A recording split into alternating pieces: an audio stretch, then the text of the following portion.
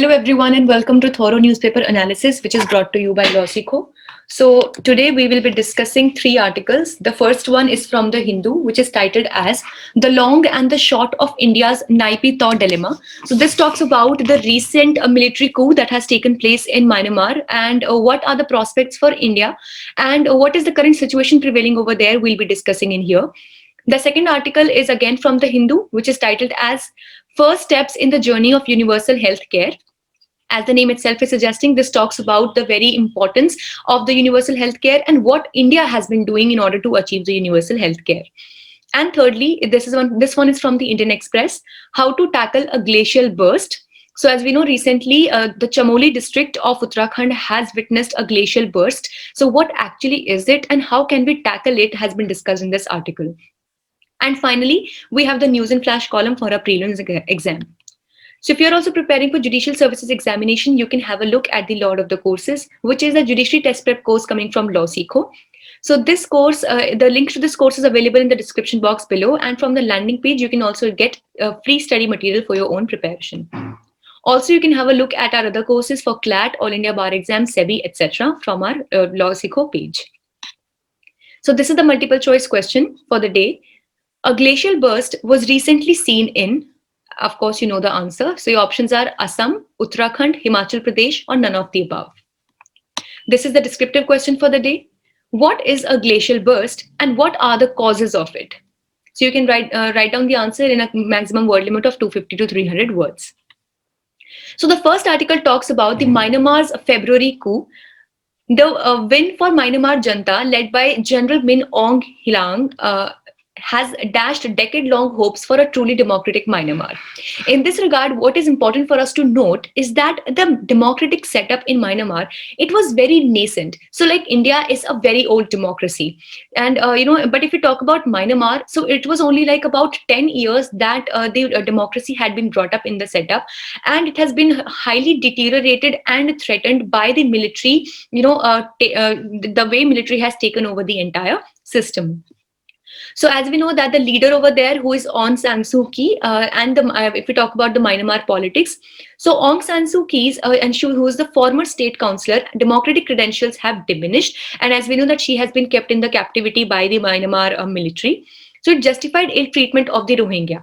Basically, as we know that there is huge international issue of human rights when it comes to the Rohingya, Muslims in the Rakhine state of Myanmar.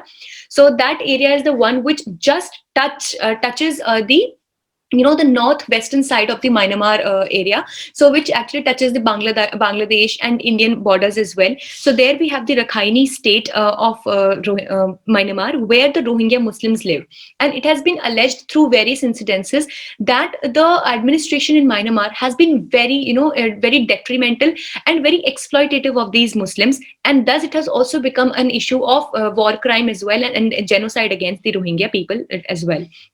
So basically, this entire democratic credentials being diminishing on the part of San Suu Kyi have been justified on behalf of her government's ill treatment of the Rohingya Muslims. So to rebuild her charisma, the international community has to condone her past actions against the Rohingya. Even, against various officials of that government, the court, the case for war crime has been pending in the International Criminal Court as well.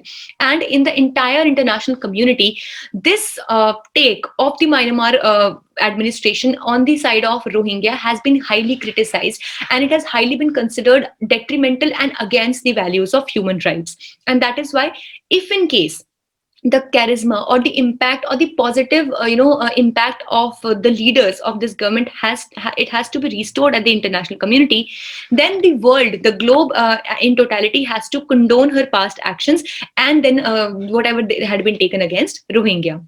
So the increasing global support for Ms. Suu Kyi could potentially spell doom for the persecuted Rohingya. So that is why it is becoming a huge issue nowadays that the military back then in the administration of Aung San Suu Kyi had taken real adversary steps, because even the various higher officials of military had taken up this issue of Rohingya and ill-treated the Rohingya people, Rohingya Muslims specifically. And the name of this government was totally, it was tarnished at the international level. So this can be taken as one debate in the side of Myanmar. But now here in this article, when we talk about the dilemma, so there are two important aspects or sides of discussions that have been taken up. Firstly, what is the stand of China regarding this military coup that has taken place? And what has been the stand of India? And what are the prospects for both the countries in this regard? So if we talk about China and Myanmar, sanctions and growing criticism from the West has two immediate effects. Firstly, Ms. Suu Kyi has been keen on a strong relationship with China. So basically, from here we can understand that the democratic setup in Myanmar has been more favorable of China as compared to India. So for China, it is like it might be a reason, maybe a bit of reason to worry, because it was the democratic setup under Aung San Suu Kyi that was more favorable of developing a stronger relationship with China, and it forced the Myanmar military closer to China for political and diplomatic support with the region and globally. So basically, it was her government that had actually forced the Myanmar military to develop a closer relationship with China on both political as well as diplomatic fronts. Then China might support the Janta for an increase in Chinese footprint in the country. So now here what we are talking about the Janta is the people who are looking forward for a democratic setup. So since a democratic setup was more favorable towards China, even in developing trade or growing the infrastructure and other areas as well. So maybe China would be more favorable towards reinstating the democratic setup. But on the contrary, if we talk about India and Myanmar, so until recently, the dual power centers in Myanmar suited India. So for India, more or less both were on an equal front.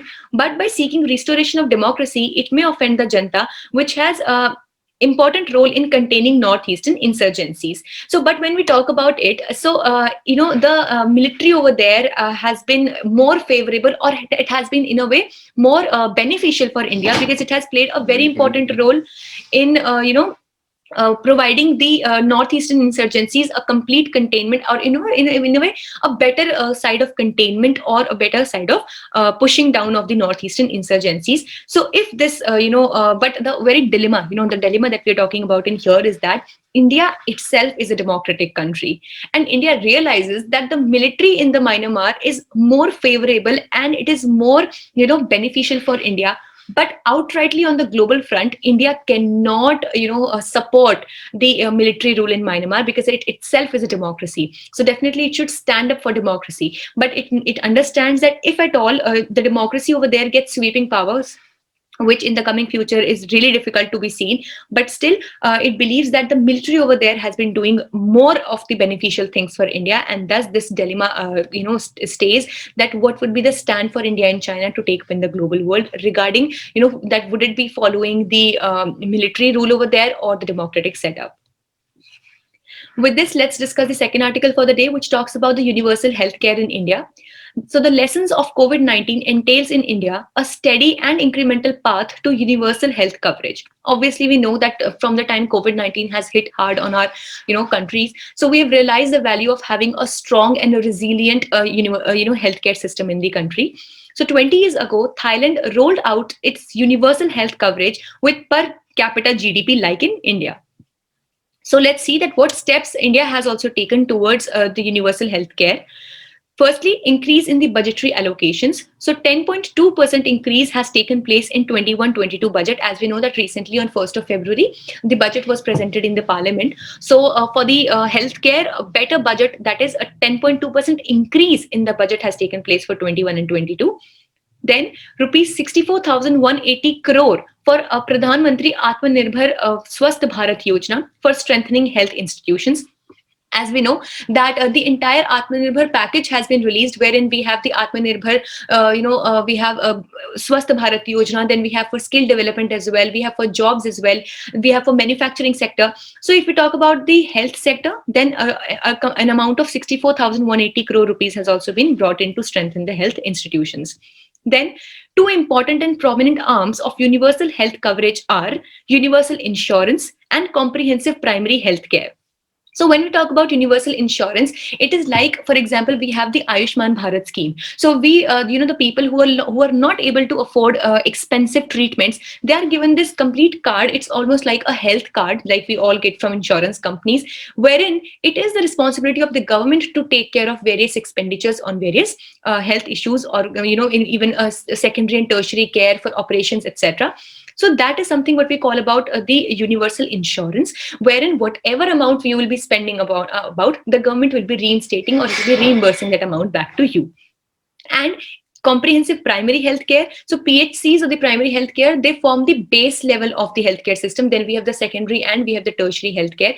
So like, for example, in primary healthcare, we have the basic diagnosis, the basic availability of doctors for the basic ailments, like we have fever, cough, etc., which are there. So public healthcare centers, they're there in all, there are to be there in all villages and every corner of the country. So we should have the comprehensive primary healthcare system, because it is the very first stage from where the diagnosis begins. And if we are resilient and responsive in the primary healthcare systems, so the diseases can be caught up, or they can be diagnosed in the very initial stages, and thus within less amount of time, and also with less amount of money, it can be treated. Then what issue do we have with the funds? So firstly, we have the inadequate funds, and secondly, we have the underutilized funds. What we need to understand is that the difference between inadequate funds and the underutilized funds. So by inadequate funds, we mean that, for example, for developing a particular healthcare center, or for bringing in some kind of technology, or for bringing in some kind of pharmaceuticals in our healthcare system, we need an amount of 100 rupees per se.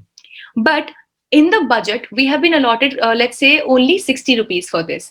This comes to be known as the inadequate funds, which means that the actual amount of funds which were required to develop a particular kind of facility are not available in the first place. So here the budgets are already inadequate, as 40 rupees are less with the amount, from the amount it was actually required. Now, when we talk about the underutilized funds, this is the second step problem which takes place. So let's say, for example, the budget, the amount which we had in hand was 60 rupees. Now, because of the lethargy of the authorities and of the various officials who are engaged into spending these funds, we are not even able to spend these 60 rupees properly and in an efficient manner. That is called as underutilized funds. And one thing that I'd like to tell you over here is that, for example, rupees 60 were allotted instead of rupees 100, rupees 60 were allotted to a particular agency for bringing in some kind of medical health facility, right? So first place, we are witnessing inadequate funds. But now this particular agency is only able to spend, let's say, rupees 40, and these 20 rupees are left, which were given to spend, but it was unable to spend in the right time. What do you think would happen to these 20 rupees when the budget for next year is announced? Do you think this money is given as a surplus and in addition and it gets carried forward for the next year? Absolutely not.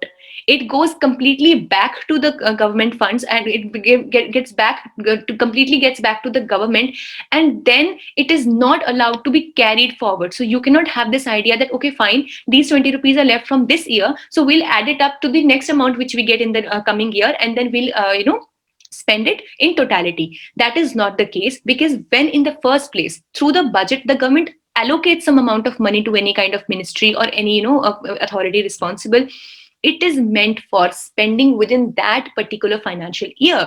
And if at all you were not able to spend it and you underutilize the funds, it is your problem, and this money will not at all be reinstated back to you. And it only totally depends upon this new structure of budget, that how much money will you get in this particular coming year. Thus, it is advisable that whatever money you have in hand, you should be able to spend it properly and in the right time and in the right places, because underutilized funds are no way or they're no way going to reap you anything beneficial. So then if we talk about the universal insurance, then we have the Pradhan Mantri Jan Arogya Yojana, which covers over 50 crore poor for hospital expenses up to rupees 5 lakhs. But the issues with it are stagnant budget expense, because we are still, having problem with the funds, and persistent and large discrepancies between official coverage and surgery figures. Because many a times what happens is, the actual surgeries in the tertiary healthcare system, they cost lot more than 5 lakh rupees, but the only amount which is covered under this yojana is just 5 lakh rupees. So this gap which exists again creates a problem for the people, and that is why many a times they're not even able to go for surgeries in the right time. And then if we talk about the comprehensive primary care, 1.5 lakh health and wellness centers are to be operationalized till December 2022. Out of the above, 1.19 lakh would be upgraded sub-health centers and remaining primary and urban primary health centers. So definitely India is looking forward towards, strengthening its universal healthcare system, but definitely every individual on its own front also has to do a lot in this regard by being responsible and being very aware of our own body and medical needs. So here, this is kind of an infographic. You can go through this also, the pros and cons of the universal healthcare system. So also the evolution of the universal healthcare system in India has been discussed in here. Then let's discuss the final article for the day, which talks about the glacial burst. So a glacial break is suspected to have caused flash floods in Uttarakhand's Chamoli. Pradhan Mantri, as in PM Modi, has issued guidelines on how to reduce and deal with disasters caused by glacial lake outburst floods. So for this, first thing that we need to understand is to what do we mean by the GLOFs, which is the glacial lake outburst floods. So it refers to a flooding occurred when water dammed by glacier or moraine is released suddenly. Basically what happens is, in the very next picture, we will understand it over here, but let's understand the theory in here. So there is a kind of a dam which is made by a glacier, and many times it was also called as moraines. We'll discuss what do we mean by it. So there is a failure of the moraine dams due to weak structure and has potential to be released to release millions of cubic meters of water in a short period. The major causes formation of numerous new glacial lakes due to climate change.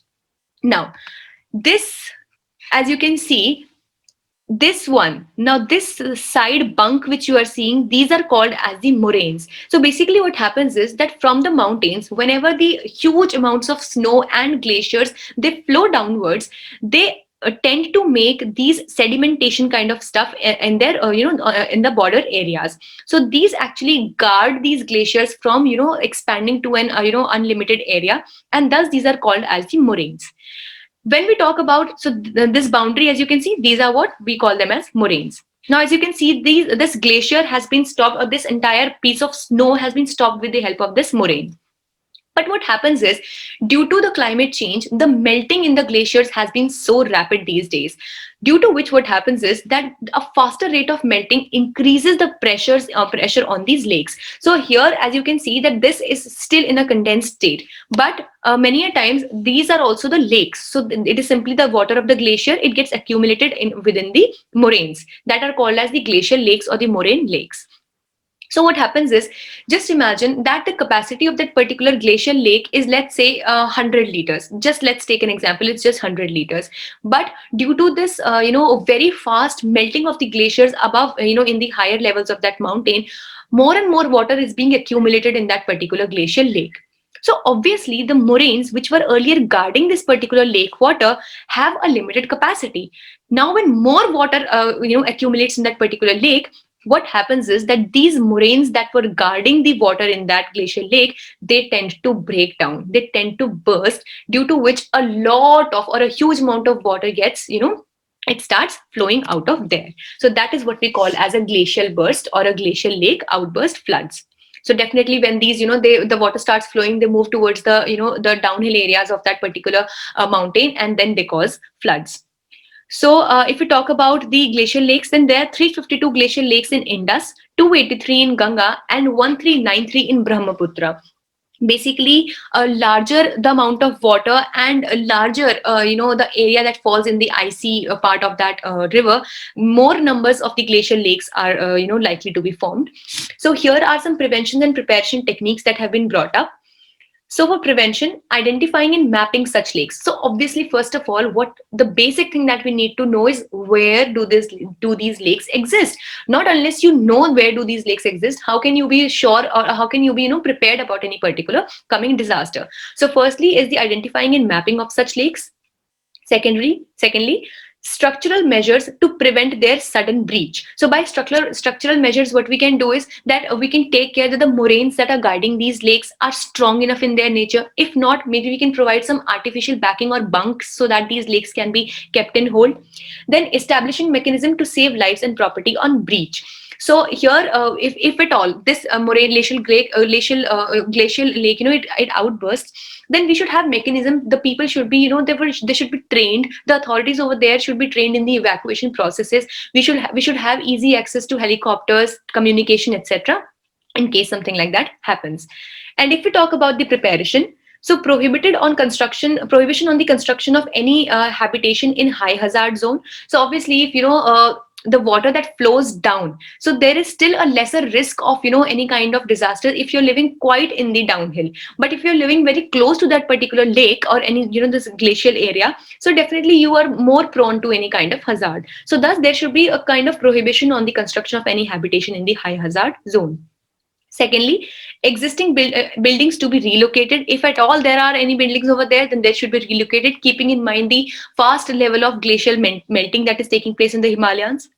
Thirdly, new infrastructure on medium hazard zone to have specific protection measures. So the very methods or the very things that we are using for the construction in these kinds of infrastructure, that should also be used as according to the hazards that are that the area prone is to prone. Then trained local manpower apart from the NDRF, which is the National Disaster Response Force, ITBP, Indo-Tibetan Border Police and Army. So apart from them, because see, whenever any kind of hazard or haphazard, any kind of disaster occurs, these people are not always enough to tackle the situation. So other from these, there should be other local authorities as well that can be trained in this regard, that in the case of any exigency, they can also take up the task of NDRF, ITBP and Army. Then need for comprehensive alarm system and quick reaction medical teams as well.